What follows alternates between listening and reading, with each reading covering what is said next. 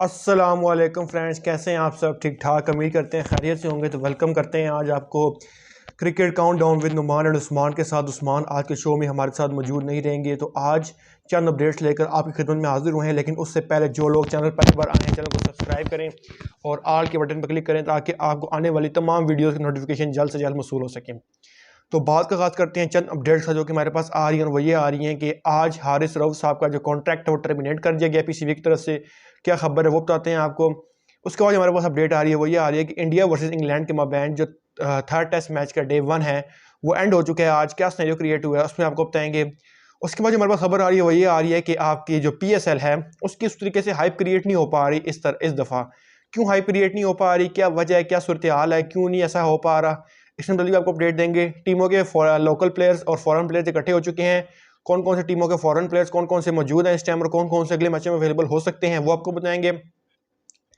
इसके बाद हम आपको अपडेट देंगे कि जैसा कि हमने कल से एक सिलसिला शुरू किया है कि हम 2 PSL की टीमों के ऊपर अपडेट देते हैं आपको, उनके स्क्वाड्स के ऊपर। जिस तरह कल हमने आपको दिया था पिशावर कोयटा ग्लैडिएटर्स के ऊपर, तो आज हम आपको देंगे आपकी जिसे कह सकते हैं इस्लामाबाद यूनाइटेड और मुल्तान सुल्तान्स के ऊपर। तो ये भी हम आपको देंगे। और तो जो लोग चैनल पहली बार आए हैं, चैनल को सब्सक्राइब करें और ऑल के बटन पर क्लिक करें ताकि आपको आने वाली तमाम वीडियोस की नोटिफिकेशन जल्द से जल्द मौसूल हो सके। तो बात का आगाज़ करते हैं नंबर 1 खबर के साथ जो कि हमारे पास आ रही है। वही आ रही है कि इंडिया बमुकाबला इंग्लैंड के माबैन जो आपका है second test match third test match उसके जो डे 1 है उसका जो है वो आगाज़ हो चुका है। आज जो है वो डे 1 जो है वो फिनिश हुआ है। तो डे 1 का अख्ताम होने पर जो है वो शानदार परफॉर्मेंस दिखाई गई है आपकी इंडिया की तरफ से। बात करें तो 33 रन पर 3 खिलाड़ी जब आउट हो गए तो लग ये रहा था कि ये जो आपकी टीम है ये इतना जल्दी कोई अच्छा परफॉर्म नहीं कर पाएगी। लेकिन उसके बाद जो है, क्योंकि ये यशस्वी जायसवाल 10 रन पर आउट हो गए थे, पतिदार 5 रन पर आउट हो गए थे और आपके जो प्रिंस है शुभमन गिल साहब वो 0 रन पर आउट हो चुके थे। इंडिया की जो ये टीम है समझ नहीं आती मुझे इसके बारे में कि कभी कैसा खेलती है कभी कैसा खेलती है, क्या कर रही है ये टीम, इसके बारे में मुझे कुछ समझ नहीं आती। लेकिन नीचे से आकर फिर रोहित शर्मा ने 131 रन की शानदार बारी खेली और रविंद्र जडेजा जिनका वापसी हो रही थी पिछले मैच के बाद 110 रन नॉट आउट पे इस वक्त मौजूद हैं। लेकिन the hero of the match जिसे हम कह सकते हैं, जिनका आज डेब्यू भी था, और वो हैं सरफराज खान। 62 रन बनाए हैं और 23 बारी खेली है। ऐसा नहीं लग रहा था कि वो बंदा आज डेब्यू कर रहा है, उस बंदे ने आज कमाल की बारी खेली है। उसकी बारी को देखकर मजा आया है, तो आप लोगों को भी देख के मजा आया होगा। इस वक्त 326 5 विकेटों के नुकसान पर इंडिया का स्टंप्स हो चुका है। इंडिया इस टाइम काफी डिमांडिंग और काफी अग्रेसिव जो है वो उसमें है। तो अब देखना ही होगा कि जो आने वाले दिन है उसमें जो है वो कैसा जो है वो फाइट बैक देती है आपकी इंग्लैंड की टीम। उसको आपकी इंग्लैंड की टीम कैसा फाइट बैक देती है आपकी इंडिया को, और ये देखने वाला टीम टाइटल होगा। क्योंकि अब जो इंडिया की टीम है वो कमांडिंग पोजीशन में 33 या 30 रन के गालबन 29 के स्कोर पर जो है वो 3 खिलाड़ी आउट हो चुके थे। तो लग ये रहा था कि जो इंडिया की टीम है वो थोड़ा सा फंस जाएगी, लेकिन ऐसा नहीं हो सका और इंडिया ने जो है वो इंग्लैंड की अपने जाल में फंसा लिया। Sarfaraz Khan man of the match मेरे लिए आज के दिन के साबित हुए हैं। तो देखना ही है कि अगले दिनों में क्या सिनेरियो क्रिएट होता है। इसके बाद जो हमारे पास अपडेट आ रही है वो अपडेट ये आ रही है कि PSL की इतनी हाइप क्रिएट नहीं हो पा रही। वजह क्या है? वजह ये है कि शायद जो कुछ बड़े लोग मेगा स्टार्स हैं फॉरनर, वो इस बार इस लीग को इतना अट्रैक्ट नहीं कर पा रहे। जैसे राशिद खान लाहौर कलंदर्स की तरफ से इस बार अवेलेबल नहीं रहेंगे। उसके बाद अगर हम बात करें वनिंदु असरंगा की, तो वो भी कुछ मैचेस के लिए अवेलेबल रहेंगे। कैरन पोलार्ड कराची किंग्स के कुछ मैचेस के लिए अवेलेबल रहेंगे। उसके अलावा बड़े बड़े प्लेयर जैसे ट्रेंट बोल्ट खेल रहे हैं। उसके बाद आपके खेल रहे हैं मार्टिन गप्टिल हो गए बड़े प्लेयर्स। ऑस्ट्रेलियन के डेविड वार्नर खेल रहे हैं। उसके बाद ऑस्ट्रेलिया के बड़े बड़े प्लेयर्स मैक्सवेल हो गए, ग्लेन मैक्सवेल। उसके बाद और भी बहुत बड़े बड़े प्लेयर जो इस वक्त मुख्तलिफ लीग्स खेलते हैं, लेकिन वो इस वक्त IIL T20 भी खेल रहे हैं लेकिन PSL का पार्ट नहीं है। इसके ऊपर सबको तशवीश होती है कि ऐसा क्यों है। लेकिन जो हैं आपकी फ्रेंचाइजीज वो इन लोगों को लेने में नाकाम रही हैं। फ्रेंचाइजीज ने बहुत से ऐसे प्लेयर्स को नाम लिया जो अपनी नेशनल साइड की तरफ से भी अभी तक उन्होंने डेब्यू नहीं किया। तो ये भी सोचना पड़ेगा। और इस बार कुछ मतलब इतनी उस तरीके से हाइप क्रिएट नहीं हो पा रही PSL की पाकिस्तान के अंदर। तो देखना ही है कि शायद जब मैचेस स्टार्ट हों, जब सरमनी स्टार्ट हो। आज सरमनी के बारे में आपको अपडेट देते चलें कि सरमनी के लिए आज कुछ नामों का ऐलान कर दिया गया। आयमा बेग और अली जफर एंथम जो है वो करेंगे पेश जो ओपनिंग सरमनी होगी। इसके बाद नूरी एक बैंड है वो भी अपना जो फन का मुजाहरा करेगा। और आरिफ लोहार साहब ये भी जो है उस ओपनिंग सेरेमनी में जो है वो परफॉर्मेंस करेंगे। तो मज़े की ओपनिंग सेरेमनी हम देखने पा रहे हैं। 6:30 बजे का टाइम मेंशन किया गया है उस में कि 6:30 बजे जो है वो ओपनिंग सेरेमनी शुरू, लेकिन 6:30 से ऊपर नीचे हो जाता है। 6:30 आप याद रखें कि इसके आसपास शुरू हो जाएगी और मैच 8 सवा 8 तक स्टार्ट हो जाएगा। 8 बजे मैच स्टार्ट होना चाहिए वैसे, क्योंकि उसके बाद बहुत लेट हो जाता है। तो पहला मैच है Lahore Qalandars defending champion versus Islamabad United के माबैन। तो साथ साथ अगर हम बात करें कि किस किस टीम के कौन कौन से प्लेयर जो हैं वो अवेलेबल हो चुके हैं, तो इस्लामाबाद की बात करें तो आज टाइमल मिल्स उन्होंने ज्वाइन कर लिया है। जॉर्डन कॉक्स आज ILT20 में खेल रहे हैं अभी भी फिलहाल। इसके अलावा अगर हम बात करें उस्मान खान मुल्तान के अभी तक ILT20 में खेल रहे हैं। सिकंदर रजा लाहौर कलंदर्स के इस वक्त ILT20 में खेल रहे हैं।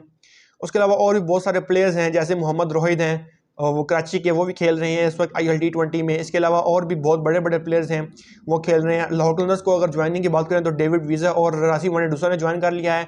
पेशावर ज़ल्मी की बात करें तो टॉम कॉलर कैटमोर ने ज्वाइन कर लिया है। टी के सी जिनको बोलते हैं, टी से उनका नाम स्टार्ट होता है। उसके बाद अगर हम बात करें मुल्तान सुल्तान्स के फॉरेन प्लेयर्स की, तो रीसे टॉपलिन जिन्होंने ज्वाइन नहीं किया था अब वो ILT20 खेल रहे हैं, लेकिन वो अवेलेबल नहीं रहेंगे। मुल्तान सुल्तान्स के लगभग अभी कुछ इतने कंफर्म नाम नहीं आए सामने जो उनको ज्वाइन कर चुके हैं, लेकिन कल सब टीमों के सब प्लेयर्स लगभग ज्वाइन कर लेंगे। अब जिस तरह अकील हुसैन है वो भी अभी ILT20 में खेल रहे हैं, उसमें शामिल हैं। तो कैरन पोलार्ड ILT20 खेल रहे हैं। ये जो है ये जरा थोड़ा सा सिनेरियो क्रिएट हो सकता है कि शायद पहले पहले मैचेस के लिए टीमों को बड़े बड़े खिलाड़ी सुपरस्टार्स अवेलेबल ना हो, लेकिन इसके लिए भी अब आगे टीमों को सोचना पड़ेगा कि अगले सीजन में कि अब उन्हें क्या करना चाहिए। उसके बाद हम बात करते हैं कि जैसा कि हमने एक सिलसिला शुरू किया हुआ है, सॉरी हारिस रऊफ के ऊपर हम बात करते चलें तो हारिस रऊफ का PCB ने सेंट्रल कॉन्ट्रैक्ट टर्मिनेट कर दिया है, मतलब ख़त्म कर दिया है। क्यों? क्योंकि उन्होंने ऑस्ट्रेलिया के दौरे पर जब 3 टेस्ट मैचेस की सीरीज थी तो उसमें उन्होंने कहा था कि जी मैं शमूलियत नहीं करूंगा क्योंकि मैं जो है वो मेरे पे ओवरलोड होता है और मैं टेस्ट का प्लेयर नहीं हूँ। खबरें कुछ बाद में ये भी आ रही थी कि उन्होंने अपनी रिटायरमेंट के मुताबिक भी सोचना शुरू कर दिया था, लेकिन बाद में कुछ दोस्तों ने और कुछ करीबी ज़राए ने समझाया कि नहीं, अभी आपके लिए क्रिकेट बहुत पड़ी हुई है, आपको खेलना चाहिए। तो उनका सेंट्रल कॉन्ट्रैक्ट टर्मिनेट कर दिया गया PCB की तरफ से। और ये एक मैसेज है बाकी सब प्लेयर्स को भी कि जो नेशनल ड्यूटी को प्रेफरेंस नहीं देंगे उनके साथ भी ऐसा ही होगा। मैं लाहौर कलंदर्स का खुद बहुत बड़ा सपोर्टर हूं, लेकिन मेरे लिए भी पहले नंबर पे आती है नेशनल ड्यूटी। जो बंदा पाकिस्तान के लिए जो है वो पहले खेलता है उसके बाकी दिए जाएंगे। और 30 जून 2024 तक, जो 30 जून है इस साल की, यानी वर्ल्ड कप के ख़त्म होने तक, तब तक हारिस रऊफ के जितने भी कॉन्ट्रैक्ट्स हैं मुख्तलिफ लीग के साथ वो भी ख़त्म कर दिए गए हैं, उनको कोई NOC नहीं मिलेगी।